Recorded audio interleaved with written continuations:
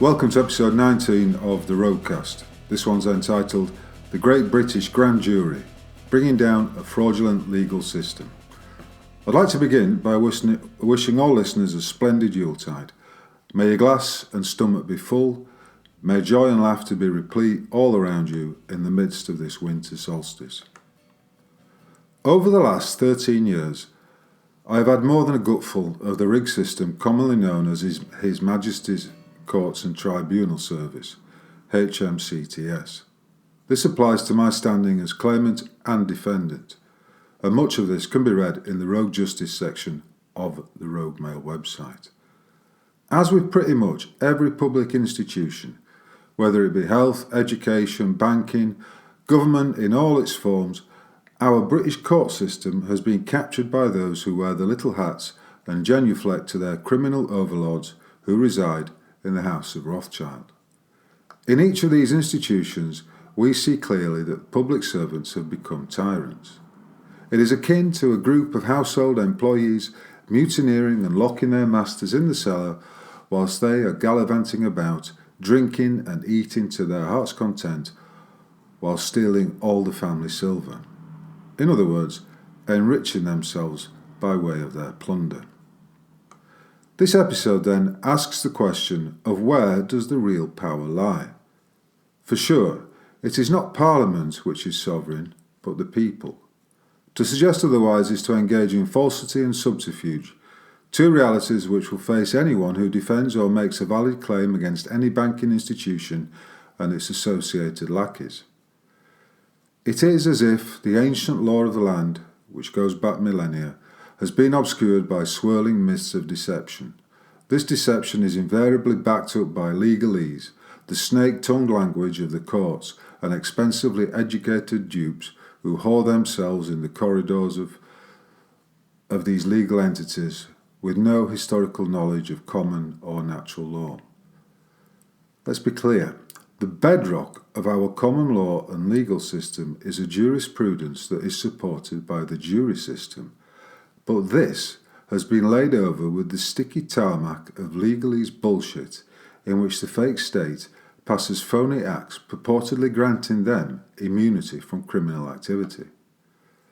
The following is but one example of many in which the individual man acting as a judge treated the litigant in person with disrespect, as well as denying her lawful right to have a void judgment order set aside. Some 9 years ago, I was present in the capacity of lay assistant, or Mackenzie friend as the courts would have it, to a friend who was seeking permission to appeal an order issued by the notorious Northampton County Court the Northampton County Court Business Centre, a bogus bulk money processing operation that masquerades as a court. It was an oral hearing heard at Cambridge County Court on Wednesday the 26th of November 2014. This oral hearing was of an application for permission to appeal an order issued by the Northampton County Court Business Centre, NCCBC, a bogus bulk processing operation that, as I say, masquerades as a legitimate court. The original order of 19th of June 2014 did not exist. It was not on the court file, and when asked to produce it in court, Michael Yelton, the man acting as judge, argued that it did in fact exist. In a hasty attempt to prove it, he passed over a sheet of paper. As incredible as it may seem to the listener, that piece of paper was labelled case sheet and was immediately refused by the appellant. The hearing was ex parte, meaning the other party was not there, and it did not commence in a manner befitting of the appropriate treatment an individual should receive on such an occasion. With a disgruntled scowl over his face from the outset, and a brusque manner that persisted throughout the 25-minute hearing, Michael Yelton appeared in the purple-trimmed robes of the cult of the black gown, also known as the Bar, the British Accredited Registry, a secretive professional association of professional miscreants whose purpose is to make as much money for their masters as possible, to deny justice, to obfuscate, to threaten, to extort, and to harass the people. What had happened in this matter was that a firm of solicitors had made an unsubstantiated cost claim online via the Northampton County Court Bulk Centre. The claim was wrongly addressed and had been returned to the issuer with addressee not recognised, return to sender, written across the unopened envelope. With no regard for due process of the law, the malignant solicitors had pressed on regardless, in spite of the fact that the claim had not been served, and therefore, having not had the particulars of claim, there had been no opportunity for any defence to be made. That is as clear a manifest denial of due process as you can imagine. Michael Yelton, the man acting as judge, was acutely aware of this fact, but his way of dealing with it was to erroneously insist that it had been served. Given that the unopened envelope was produced in court and it proved the bogus claim had not been received, accepted or delivered, his argument was erroneous. Consider this. Whenever an item is returned to its sender, that constitutes a factual non-acceptance. Similarly, if someone insults one and the other states that he does not accept the insult, where has it gone? Who is left with the insult? If a gift is returned, who is left holding it? Michael appeared to be claiming service is the same as receipt. However, service is delivery, the dispatch of the item, and not receipt, which is acceptance. Therefore, given it was not accepted, there was no receipt, and consequently, no service. It was a fallacy to claim otherwise. But why did Michael make such a big deal over this issue? Simply put, because he knows that any claim has to be accepted by the one to whom it is addressed. If it's incorrectly addressed, then the individual has every right to return it, as it may well be a mischievous attempt at deception or identity theft. When it was pointed out to him that the NCCBC is not a court, having neither judges nor courtrooms, he resorted to the ludicrous by falsely claiming that there does not need to be a judge for an order to be issued, at which point a draft order was handed to him in court. This was prepared for and on behalf of the appellant, and it states as follows. In the Cambridge County Court, 26 November 2014, draft order. It is ordered that 1. The order dated the 19th of June 2014 issued by the Northampton County Court Business Centre is void ab initio, in other words from the beginning, and is to be set aside on the ground that due process of the law was completely ignored, and 2. Any and all orders made pursuant to that order of the 19th of June 2014 are also immediately set aside. 3. The claimant shall pay back the amount which was paid as a consequence of the void order of the 2nd of October 2014, brackets, the final third-party debt order, close brackets. It is declared that 1. By breaching due process of the law and due to their demonstrable negligence, the solicitors do not appear before the court with clean hands and are not entitled to seek equitable remedies as a result. 2. Given the inherent dishonesty of the claimant's professional negligence, this is a final decision and permission to appeal is refused as having no reasonable prospect of success. Now, despite having received that, and the facts of the matter being made plain to him, Michael, clearly in a state of some agitation, ignored the facts and pressed on to deliver what was yet another prepared void judgment. And down the years, I've seen countless examples of these. In other words, the judge has already made his mind up before he listens to the facts, which amounts to just ignoring the evidence and the statements of the litigant in person.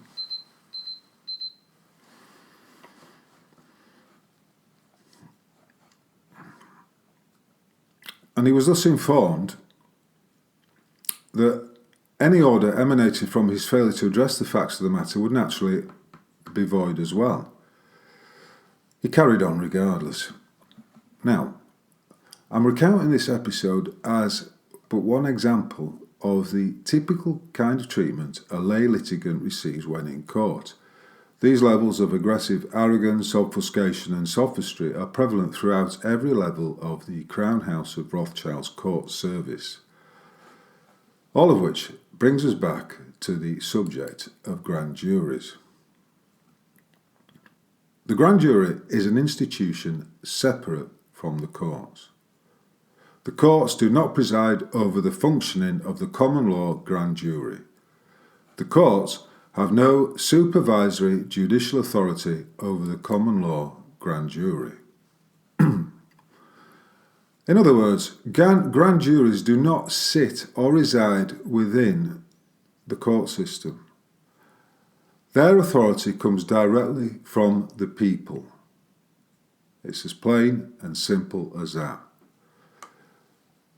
And once we begin to realise that everything in life has been inverted, and the House of Commons is but a classic example of that, we see that the truth of the fact of the matter is those elected puppets who ponce about in the chambers of the House of Commons are not the holders of serenity. They are the servants of the people, and it is in the hands of the people that serenity truly resides. Anything else is an inversion of the truth. To suggest otherwise is but typical of a system that is dying on its arse, a system that is rigged to such a hopeless degree it's just going to collapse in upon itself. It's going to implode. It's not a question of if, it's a question of when.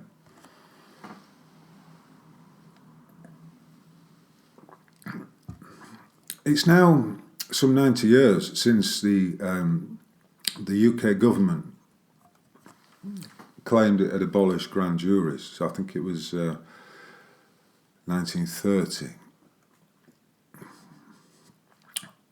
And during that time, a lot of our ancient rights have been not taken away, because you can't take away God-given rights, but they've been obfuscated under layer upon layer of legalese nonsense, all designed to deceive the individual and to wrestle power from the people and put it in the hands of a tiny clique of those tyrants who have been so preeminent over the last 2.5, nearly 3 years now, with the whole Divot 91 nonsense.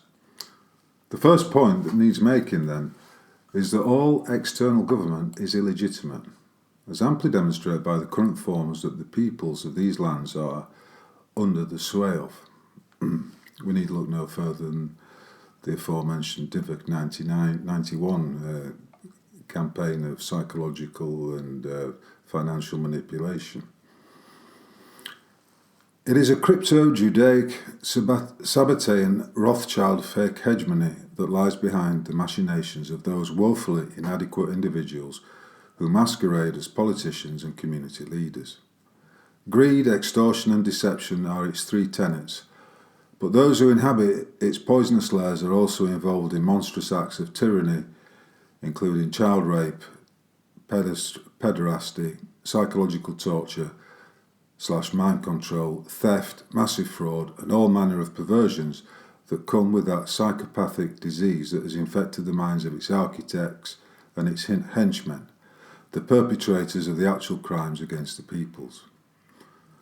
Consider, without limitation, the subjects of the deaths of the 96 Liverpool fans at Hillsborough in 1989 and the Great British Mortgage Swindle, council tax, police corruption and judicial treachery. These are factual matters, not conspiracy theories. Why is it that the injustices that emanate from them have not been rectified?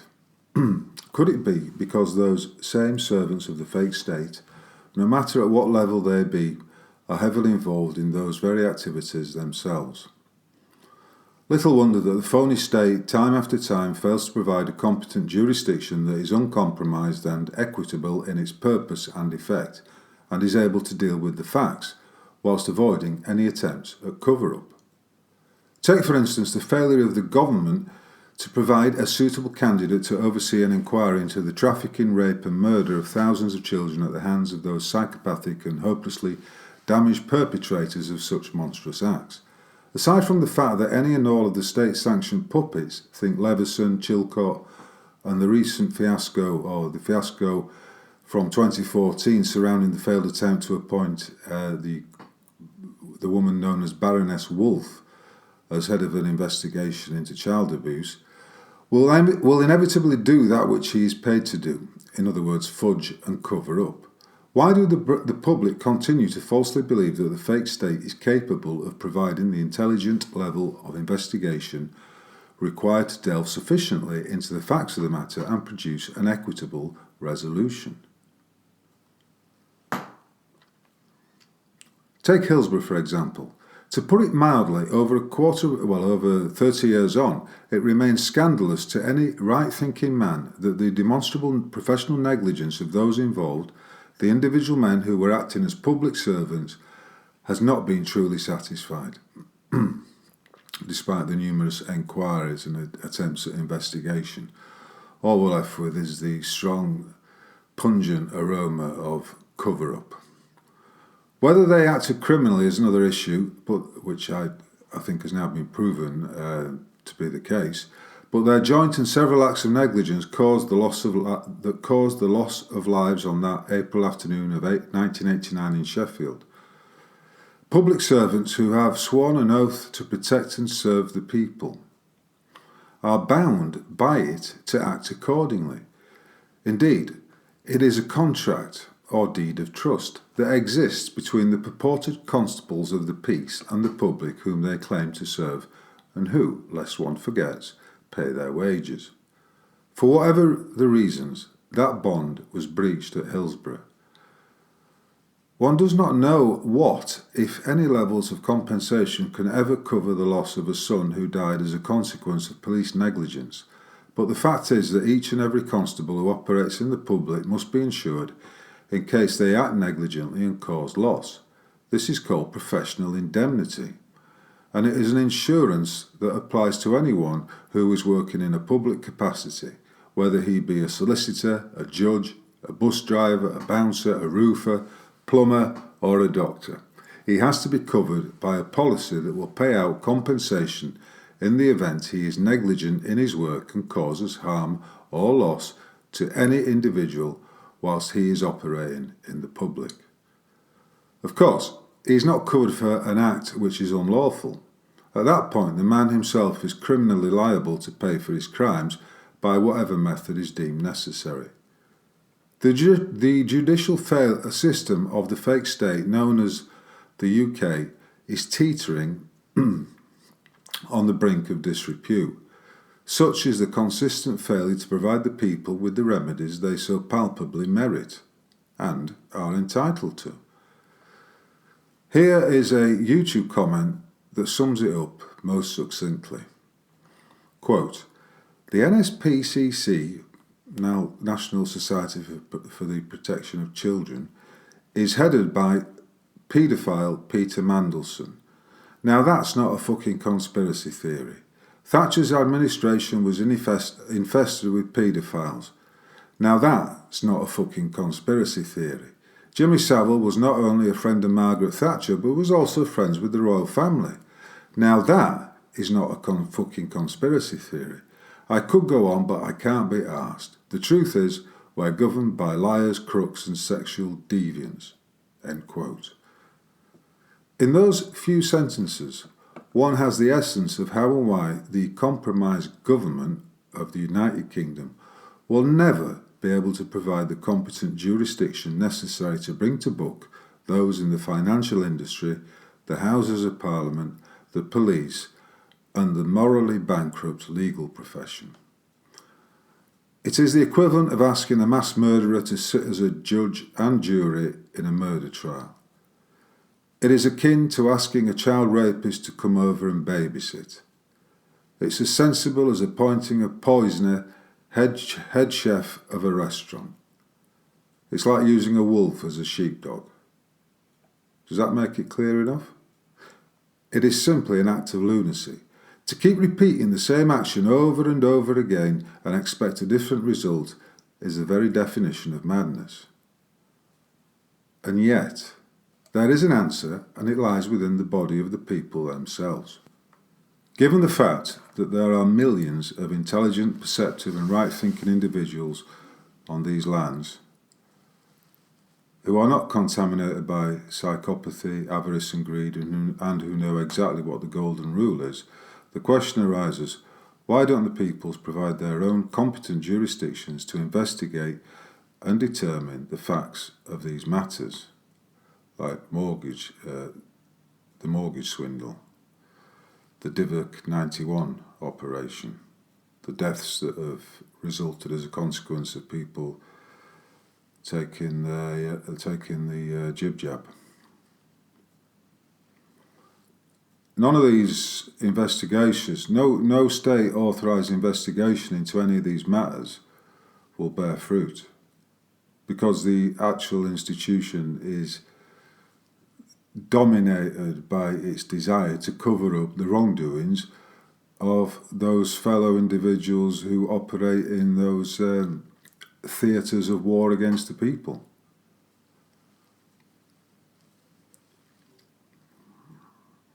Articulate expert witnesses are plentiful. There are many who, armed with first-hand knowledge of the facts, are more than capable of presenting an indictment to a grand jury of their peers. And, of course, there are plenty of people who would be prepared to be sworn in and sit on a grand jury should the opportunity present itself. Each of these individuals know exactly what due process of the law means. A jury of one's peers is one's lawful right under common law. In the United States versus Williams, it was established that the grand jury's functional independence from the judicial branch is evident both in the scope of its power to investigate criminal wrongdoing and in the manner in which that power is exercised. The grand jury can investigate merely on suspicion that the law is being violated, or even because it wants assurance that it is not. The grand jury need not identify the offender it suspects or even the precise nature of the offence it is investigating. The grand jury requires no authorisation from its constituting court to initiate an investigation or to seek an indictment. The grand jury operates without the interference of a presiding judge. The grand jury swears in its own witnesses and deliberates in total secrecy. These are the well-established precepts upon which the grand jury system in the United States operates. But that grand jury system came, of course, from the British Isles originally. So what is stated there applies also to any resurrection of a grand jury over here. I'm hoping the listener will be able to see and understand exactly why the powers that shouldn't be initiated, the Administration of Justice Emergency Provisions Act of 1939, and prior to that attempted to abolish the grand juries. They simply, to them, it will be anathema for the power to be in the hands of the people. Anyway, nevertheless, Section 8 of the Justice Emergency Provisions Act of 1939 was used to bring about the matter of there being no jury any longer in a county court, for instance, in a possession hearing. So during the Second World War, the jury system in the county court was suspended. And lo and behold, it was never re-established, which has left since, for the last 80 years now, we've had a system in the county courts of when a bank makes a possession claim, that the matter is heard entirely by a single man sitting there as judge, jury and executioner, whereas previously it would be a jury of one's peers that would listen to the facts of the matter. And I don't know the figures for evictions from 80 years ago, but I suspect they were absolutely nowhere near the levels that we're dealing with now. A situation that's only going to get worse as interest rates begin to climb higher and higher and people find themselves unable to keep up the payments on their void mortgages. Thus, said act read, quote, "No question arising in any civil proceedings in the High Court or in any inferior court of civil jurisdiction shall be tried with a jury, and no writ of enquiry for the assessment of damages or other claim by a jury shall issue unless the court or a judge is of opinion that the question ought to be tried with a jury, or, as the case may be, the assessment ought to be made by a jury and makes an order to that effect." The fact that the jury system for the civil system was not restored after the genocide of World War II meant that the inequitable removal of county court juries has lasted over 80 years. Had a jury been sitting at my initial hearing over the attempted theft of my house in August 2010, I've little doubt that justice would have prevailed and that Bradford and Bingley's false claim would have been rejected in its entirety by the jury. When one man sits as judge, jury and executioner, then there's little chance of common sense being employed, particularly if that man was a former lackey of the very system that is bringing the claim against that individual, the litigant in person. In other words, to go back to the subject of this podcast, all power lies with the people. It's now only a matter of time before the people of the Isles of Britain awaken to their sovereignty and begin to exercise it in order to put right the multiple wrongdoings of those miscreants and criminals who populate all levels of the fake state corporatism whose tyranny knows no bounds. That then was episode 19 of the Roadcast. Thank you for listening. Please like, share, subscribe and comment. And if you appreciate the podcast, then you might like to consider making a wee donation via the donate button at the Rogue Mail website. I look forward to speaking with you again. Have a good one. Cheers, my dears.